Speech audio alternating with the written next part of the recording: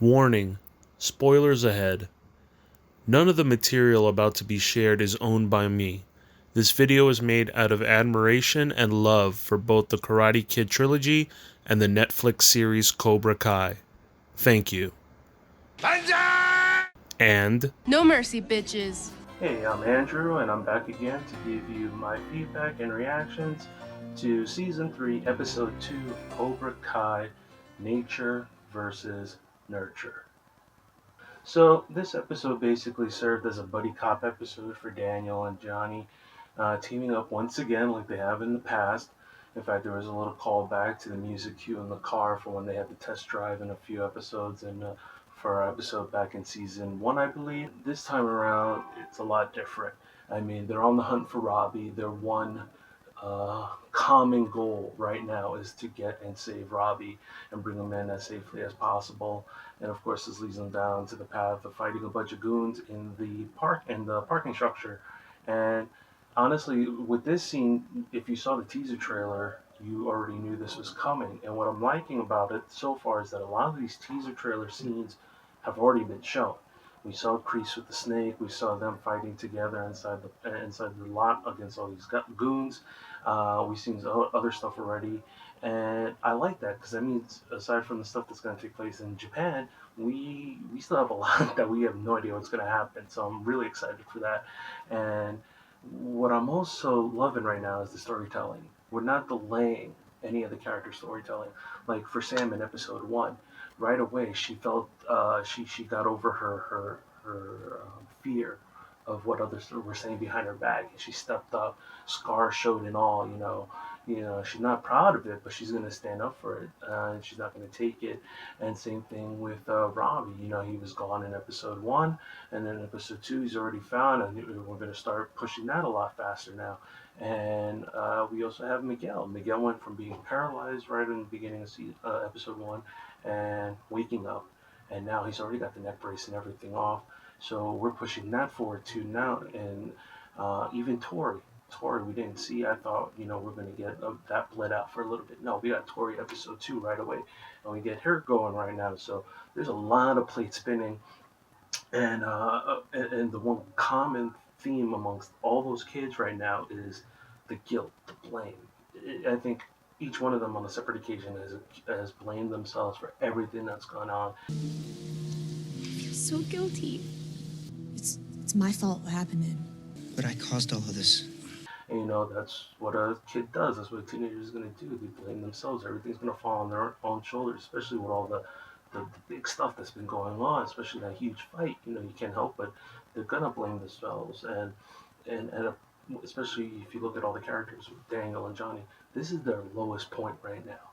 And it's going to take a lot to build them all up and a lot to just get them healing and back together again. So I'm really interested to see how that's going to come about. And one of those pillars is going to be Miguel. Miguel is, the center character, the one who started this all. And to see where he's at right now, I really wasn't seeing him being upset at Johnny, but it makes sense. Didn't want to see it. I wanted to see them back together. Because if you saw a teaser, they're already partying and stuff. Because it's going to happen. So, but this hurts to see him in so much pain and to blame Johnny, because this is what Johnny taught him, and it's true. And Johnny has nothing to show for it because it sucks. Because that's life. As tough as the lesson is, life is going to give you the hardest lessons, and it's something that Johnny isn't prepared to teach Miguel, let alone his own son Robbie, because who's going through a lot more. And that's just something I hope, we mend soon rather than later.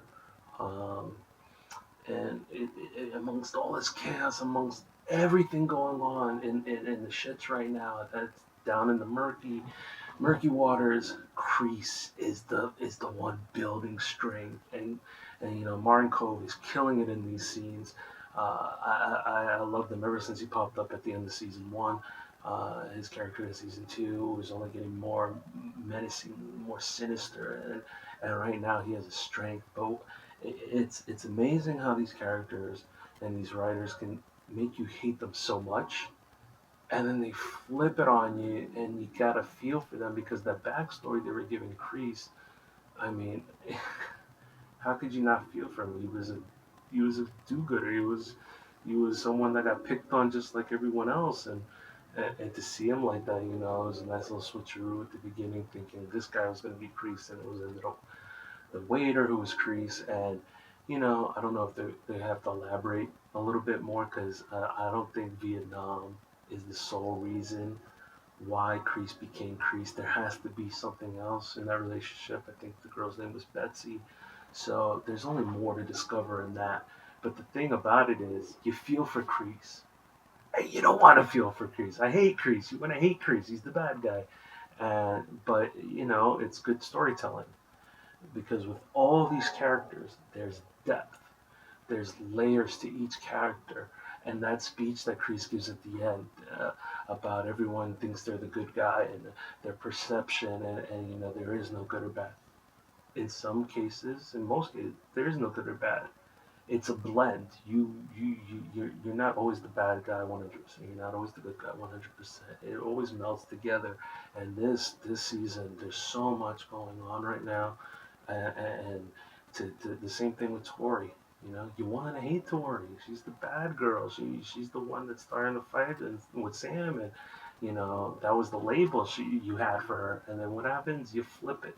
Just like Greasy, you flip it, and now you feel for her sick mother, her little brother, this pervy landlord that's like Squiggy from Happy Days or Danny Zuko from Grease. He's got the grease going in his hair and a weird chain around his neck, but that's the right now. Kreese is the father figure. He took care of that situation real quick. So the dynamic between Tori and Kreese is going to be something to look out for.